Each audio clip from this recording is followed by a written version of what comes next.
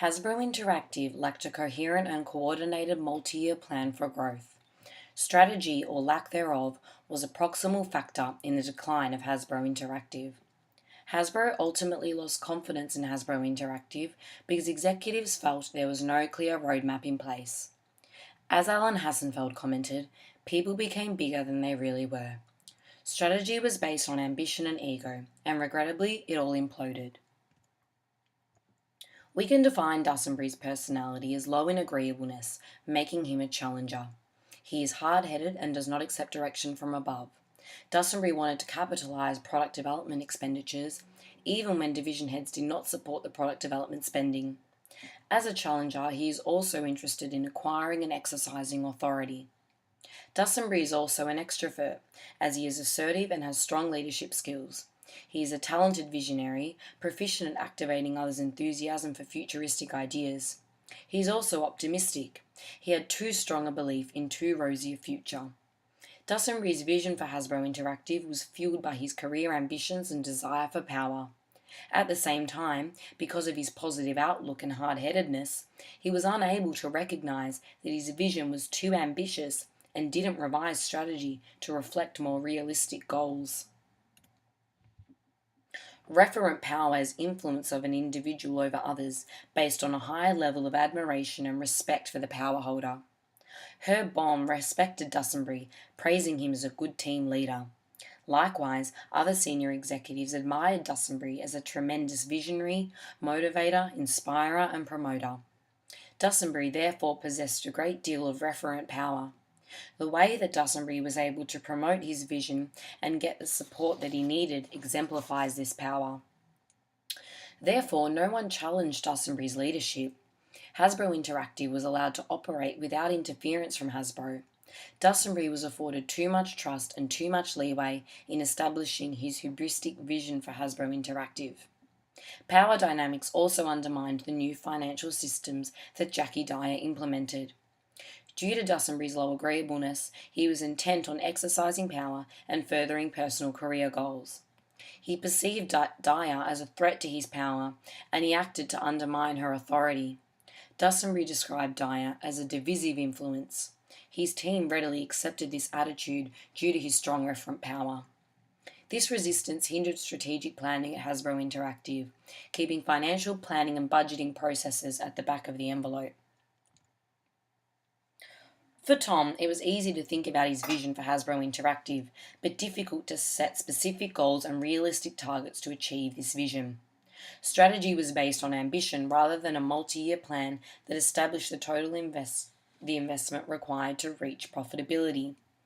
As a result of poor strategic planning, decision-making became ad hoc, poor investment decisions were made, and development teams exceeded initial cost projections and missed development deadlines. In the end, Dussenbury's weaknesses in finance and operations and his cognitive bias against strategic planning were critical factors leading to Hasbro Interactive's downfall. First, Hasbro Interactive needs to improve attraction and recruitment to advance the fit between future employees and the skills needed for optimal business performance. HR managers need to develop a job description that clearly defines the skills required for each position and establish hurdle requirements to eliminate unsuitable candidates. For example, the position of Hasbro Interactive President should mandate practical experience in financial planning and operations. These requirements would have enabled Hassenfeld to objectively evaluate prospective employees. Using these HR tools, Hassenfeld would have realised that Dussenbury lacked the necessary technical skills to lead Hasbro Interactive to long-term profitability, and consequently could have appointed a leader who better fit the job requirements.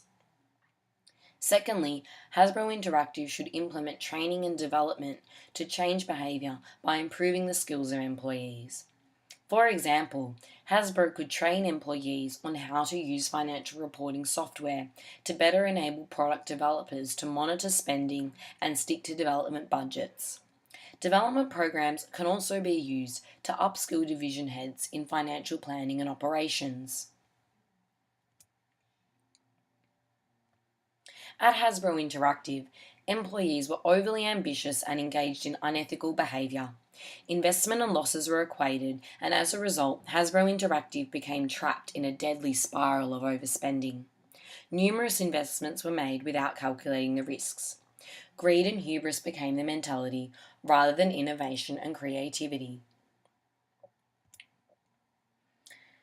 Tom's personality was high on openness to experience. He was open to considering new approaches and was creative. He was a nonconformist and unlikely to accept leadership from above. This contributed to risky business behaviour at Hasbro Interactive. Because several insiders familiar with existing brands transferred to Hasbro Interactive, Mr. Dussenbury felt that little interaction was required. As a result, Mr. Dussenbury made numerous risky business decisions using limited sources of reliable information. Mr. Dussenbury had consistently rosy projections even in the face of bad news. This is most likely due to his extroverted personality. Positive moods make us think more rapidly and with less precision. We use less information and are more confident in our decisions. His positive moods contributed to his perceptions of loss as a business investment. Moreover, people do not always follow the principles of probability and theory when judging the likelihood of uncertain events. The representativeness heuristic is when we judge probabilities on the basis of resemblance, which can lead to misattributions of success. Mr. Dussenbury perceived the potential of Hasbro Interactive as much greater than it actually was. He did not take into account that interactive products affected the sales of traditional games. He also did not estimate the returns of interactive games or consider the tight and costly market for product developers. Mr. Dussenbury judged the probability of success only based on the representativeness of the current sales figures. Similar to the downfall of Enron, a number of executives engaged in risky business behaviour fueled by hubris and greed. As Alan Hassenfeld commented, greed became the mentality and it became very disconcerting to watch. Although some executives were skeptical about Hasbro Interactive's ambitious sales targets, nobody acted to put a stop to it. This is because senior executives at Hasbro Interactive were extrinsically motivated by Hasbro's generous bonus plans and options packages.